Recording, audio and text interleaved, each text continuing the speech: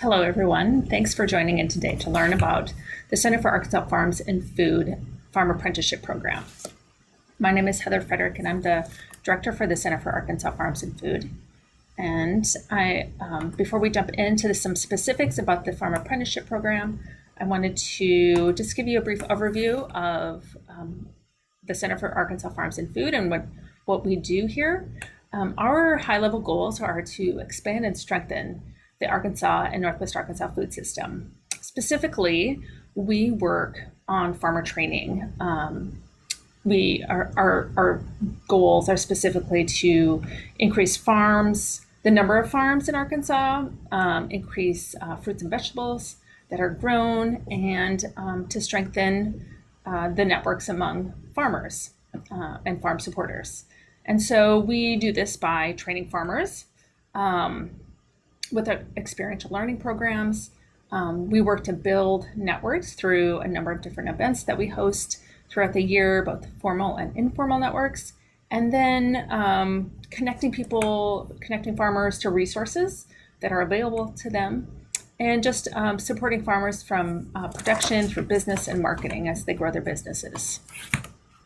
We do have a couple other programs in addition to the apprenticeship program. We have a farm school, which is quite similar to the apprenticeship program, and people often get the two confused. The farm school takes place at the research farm that's located north of campus here in Fayetteville, and that is also a 10-month training program. It's focused on fruit and vegetable production, but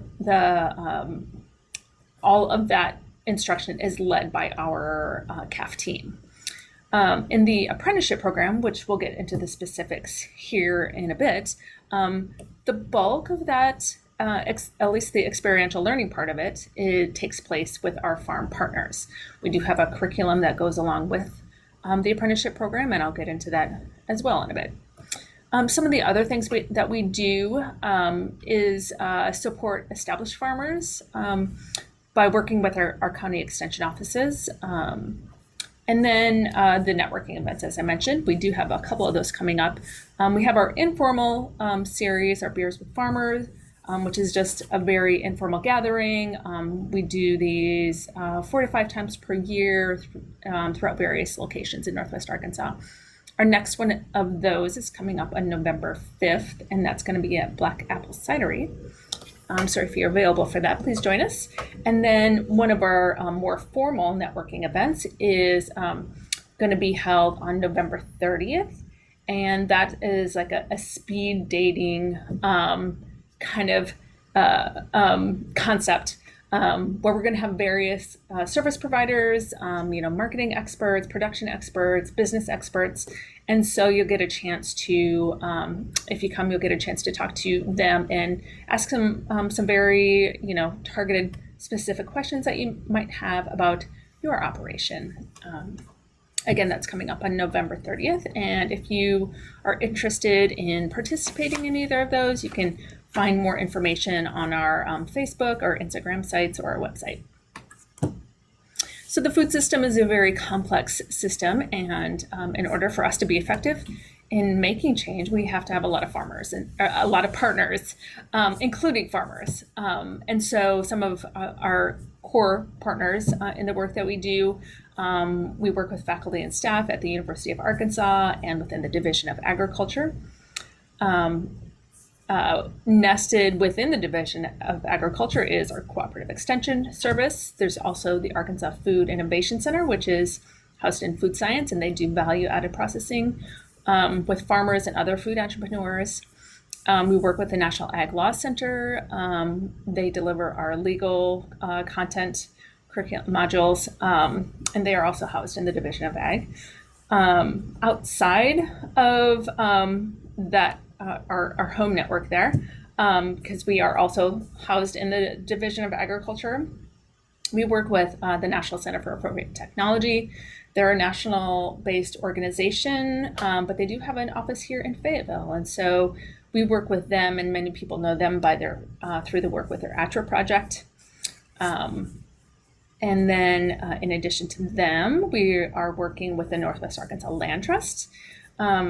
They are working on to increase accessibility for beginning farmers to land, increasing access to land. And so they have a few different programs, and you can find more about them if you just search NWA Farm Link. And you should find their website and different opportunities there.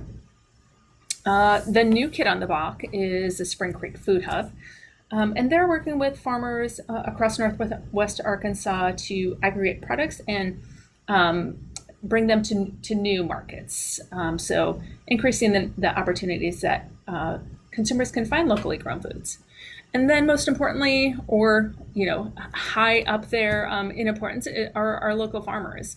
We work with our local farmers to bring their expertise into our classrooms and into our all of the work that we do. They've got a lot of experience working in this area and recognize and value the need for having more farmers. So we work with them wherever possible. So getting into some of the specifics of the apprenticeship, just like a kind of broad level overview. So the apprenticeship program is, there's classroom sessions and then plus working alongside a farm, a local farm as an employee with them, really, when it comes down to it. And there's a matchmaking process, and I'll go over that in a couple slides here. The classes they take place in January and February, really before the production season begins. And these are 2 nights a week on Tuesday and Thursday evenings, from 6 to 8 or 8:30, depending on what is scheduled for the night, for the topic for the evening. And so these classes take place online, so anybody can join from wherever they're at. It doesn't require driving to an in-person location. However, we do get together in person once a month, April through October, and we do typically we do farm tours, but sometimes it's a workshop. And this gives the people that are in the program a chance to get to know each other. Also get to know some of the different farmers working in our region, and help to build up that social network that I had mentioned earlier. So typically the on-farm experience begins about March 1st, although that does vary from farm to farm. It really is determined by when the farmer needs the labor started on their farm. In total, it is a 10-month program, but we do encourage people to participate for a second year, just because, in the first year, everything is brand new. And then in the second year, you get to see things you probably didn't recognize in that first year. We do have applications are open right now. We urge people to apply before December 1st, and that gives us a really good chance to, number one, try and work with a farmer that you really want to work with, and it gives me enough time to find make a farm match for you before the classes get started. So a little bit more information on the classes. There's about 21 classroom sessions in total. I mentioned the schedule already, but the speakers for these classes, in each class, we usually have one successful farmer that is talking about their experience in the topic of the evening, and then a technical expert as well. So we lean, as I mentioned, we lean on the experiences of farmers in our area that are, doing really well, to share their practices and their insights on all the different topics. We do provide a lot of resources and follow-up resources and follow-up content after the classes, because there's only so much information that you can cover in 2 hours.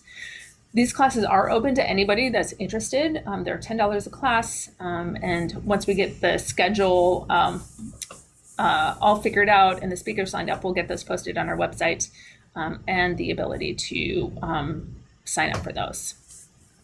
So our big goals with the classes, we introduce you all to the kind of the really key topics that are important in farming for local food systems, for local consumers.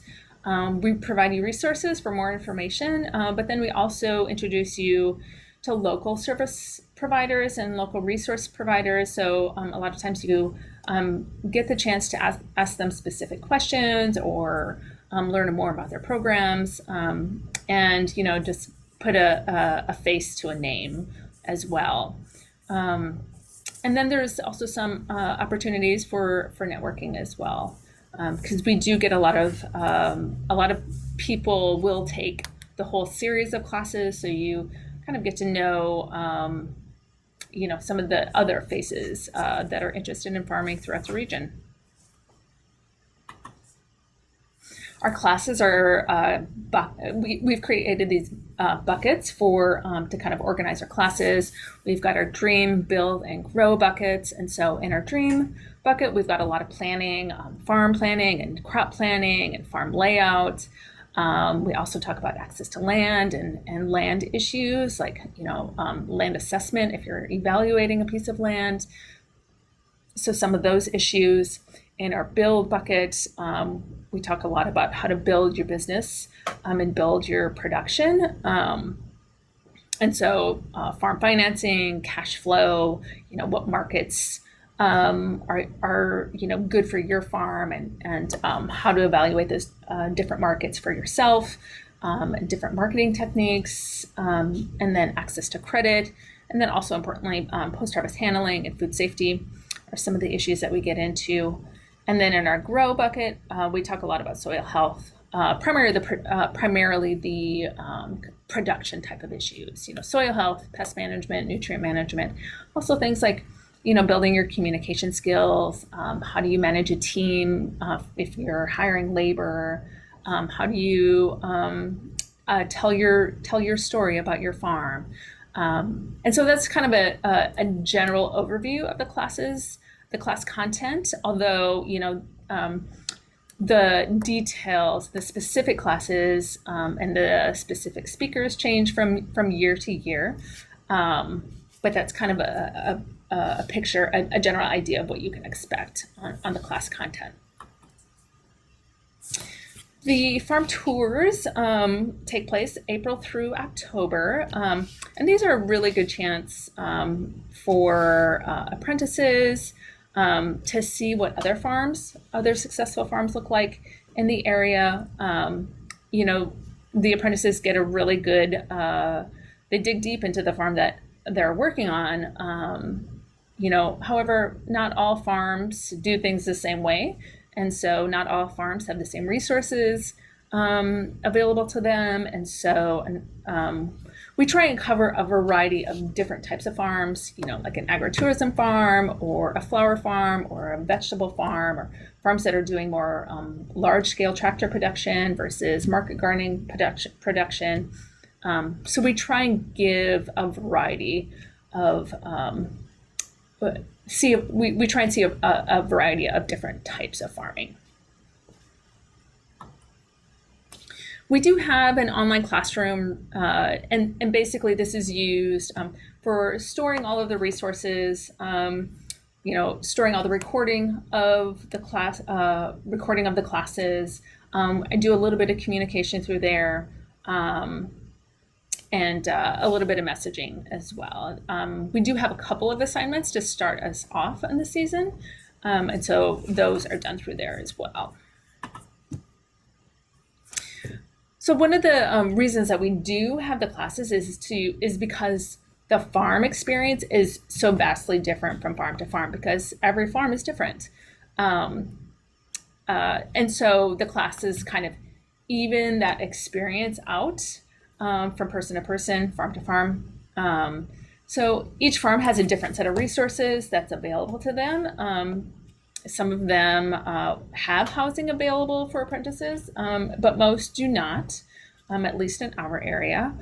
Some farmers want full-time employment, where others only want part-time. And so those are, just some things that if you're thinking about the program, is to, keep in mind that there's a lot of flexibility for the farms that are built into this. And so we're working very closely with them to try and find apprentices that suit their needs. We also have this skills assessment that we do 3 times per year during the production season. This is a self-assessment, but the mentor also assesses the apprentice in the different skills area. So there's 10 different skills area with 6 to 12 skills elements with nested underneath there. And these include things like, field operations, production, equipment, natural resources management, business and marketing, and professional development. This is just a snapshot of what that skills assessment looks like. And so, you can see field operations on the left-hand side over here, and then the various different skills elements. You have reading field maps, keeping records, seed handling, soil quality assessment. And so this gives both the apprentice an idea of some of the different skills that they should be building over their on-farm experience, and it also gives the farmer a little bit of a guideline on some of the things that they should be training the apprentices on. And I've updated the form since since I took this specific picture. So we just do this 3 times a year. The baseline data is taken when you start in March, and then about July, you do it again, and then in October, one final time. I wanted to go into a little bit about the application and farm matching process. Because, as I mentioned, we work very closely with the farms, and they are driving a lot of the matching throughout the process.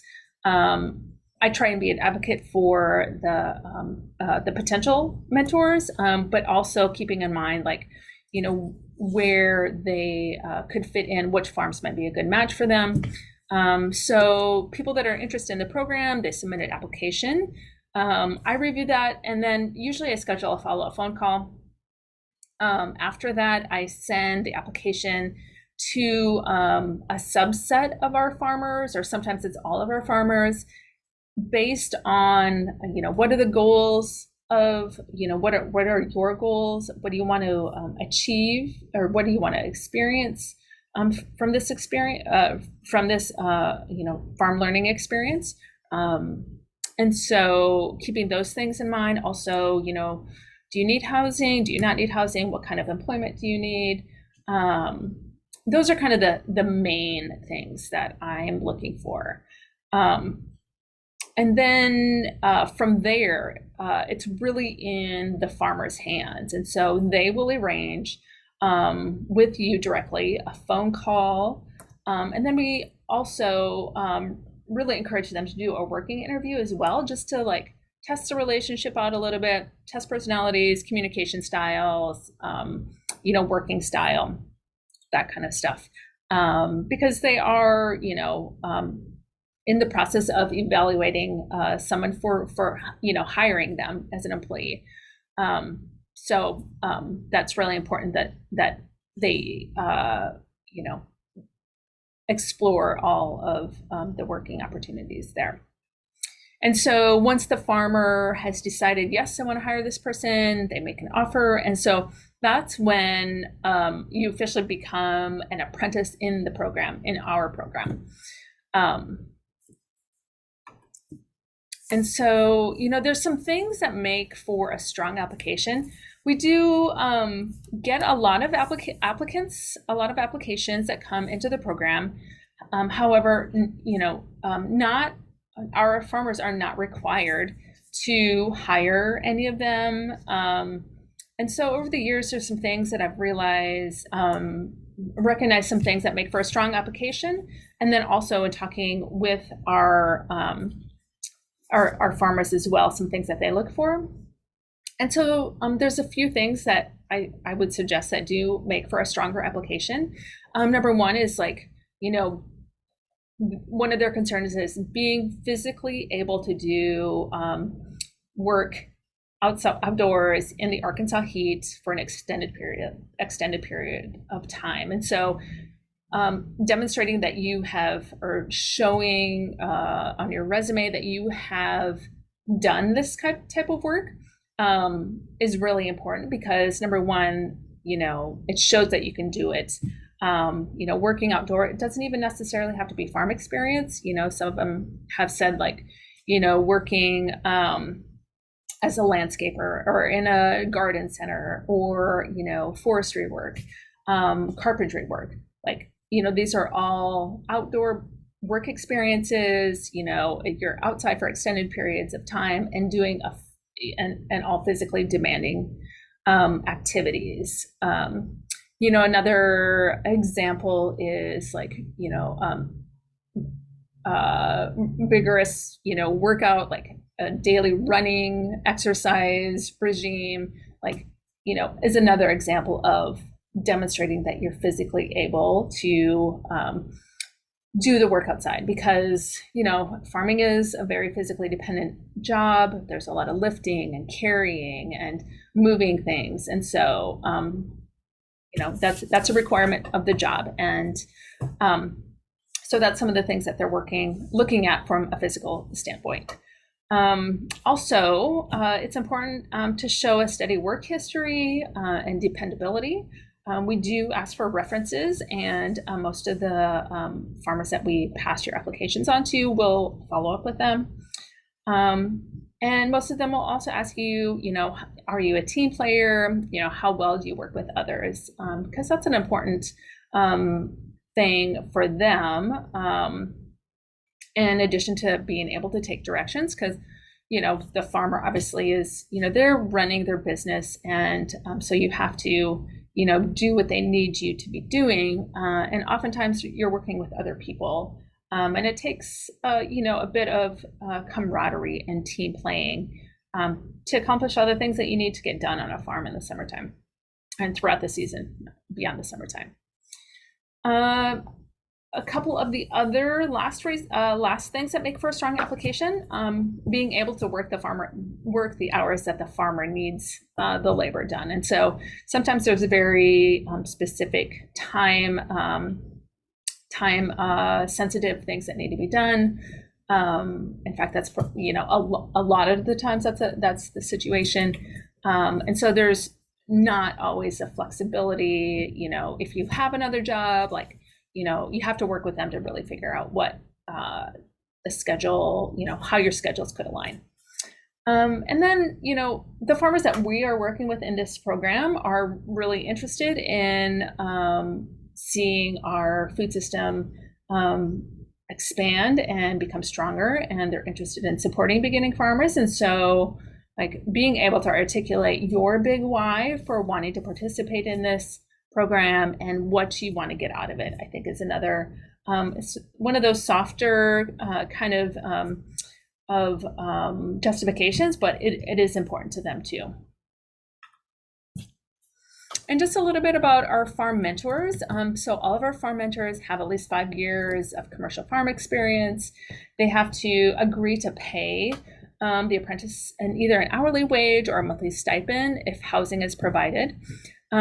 Each of our mentors has had to fill out an application and do an on-farm interview with me.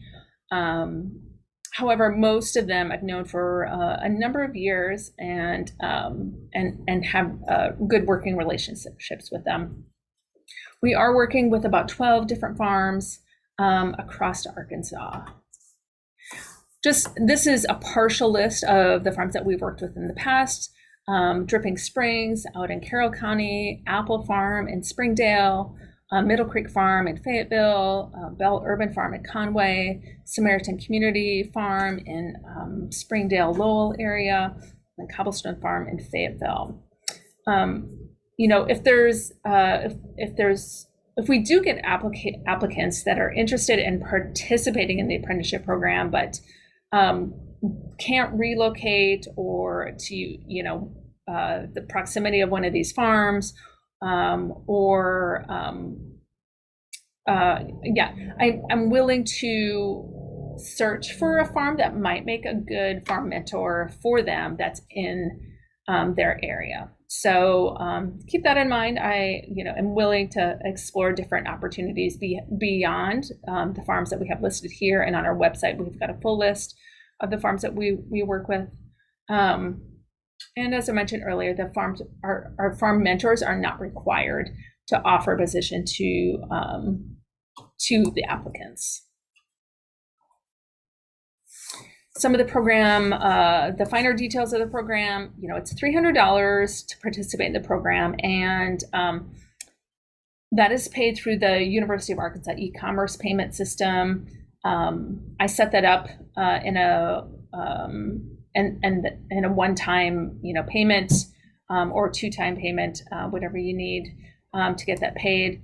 It's a little bit confusing with the classes that we offered, because you could also, some people have often also paid for the individual classes and then, paid for the $150 after all the online classes are done. But the easiest way is to pay the $300 through the link that I set up for you. We do request that the payment be completed by March 1st of 2024. At the end of the program, participants can get a certificate of completion. You must attend at least 90% of the classroom sessions, complete all the assignments, and there's only 5 assignments, if that.